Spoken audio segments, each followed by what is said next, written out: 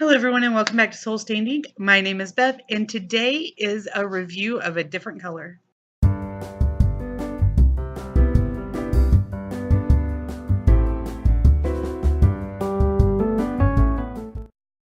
So today's review is actually going to be a little bit of a review and chat over the different shows I've been obsessively watching lately.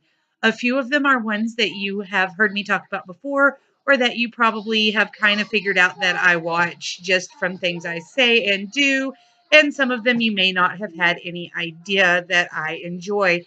They are mostly all the same genre because right now I'm just really in the mood for the kind of fantasy supernatural genre. Actually, all the time I'm kind of in the mood for that. However, one that is not in that genre is The Gilmore Girls. I have been rewatching that for probably the last year, just off and on. I typically will watch a season of a show and then watch a season of a different show to I don't know, give myself a break so I don't burn out before I get through everything. The problem with that is that I moved and I no longer live in my parents' house where the Wi-Fi lives. I don't have internet at my house right now, so if I don't own it on DVD, then I'm watching it on Hulu or Netflix just at my parents' house, or if I stay late to do grading or something, I might turn it on at the school, but I'm not getting a whole heck of a lot of my online stuff watched at the moment. However, Gilmore Girls is awesome. It is about Lorelai, the mother, and Rory, the daughter, and just kind of their lives. I'm in the middle of season 5, and this is when Rory is at college and just kind of figuring some things out. And it is a lot of fun to watch their lives and hear the quips. And Rory is a very bookish girl, so I adore picking up on some of the literary comments that she makes or finding new books to read because she mentions them and I haven't read them yet. And it's just a show that I really enjoy. One of my best friends and I like to watch it together every once in a while. Sometimes, if we both had a bad day or a bad week, we will even get on and watch Netflix and say, okay, I'm on this episode, and we'll watch it together just through Facebook Messenger or texting each other. Or, one of us will be rewatching and call the other one and be like, I forgot that happened, because we understand. Another non-fantasy paranormal show that I've really been enjoying lately is New Girl, and I love this show all the time, but the newest season is on Netflix. So I got to watch the first couple of episodes again with my friend Sarah, who is my Gilmore Girls buddy.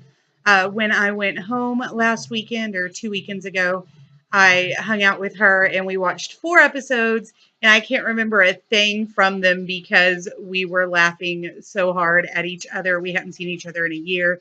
However, I love the characters in that show. I can see myself marrying someone just like Nick. It's funny. It's a big change from anything else that I watch, especially since I spend a lot of time watching Paw Patrol, which you can hear in the background right now.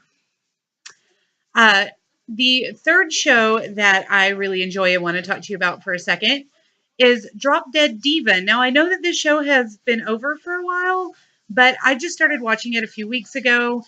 Dollar General has a deal where you can get a whole season of a show in previously watched condition, and it's like $5. And they had seasons 1 and 2 of Drop Dead Diva. I'd heard good things about it and thought that I would give it a try. This one is kind of paranormal fantasy ish, but not like hardcore. Basically, the premise of Drop Dead Diva is that this 24-year-old blonde aspiring model and actress who has like this perfect life but is really kind of self-centered gets into a car accident and dies.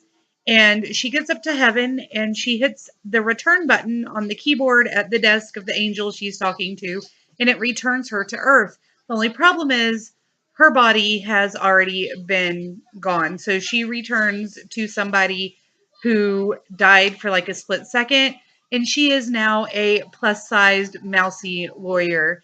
She has to live Jane's life and she's got like the law information, everything in her head, but she doesn't have Jane's memories. So she's struggling through trying to acclimate to being this entirely different person who has entirely different goals and aspirations, and dealing with still being Deb, but being in Jane's body and trying to assimilate all of that. And some hijinks ensue. It's really funny. Her guardian angel comes down to Earth to help take care of her, and he's a blast.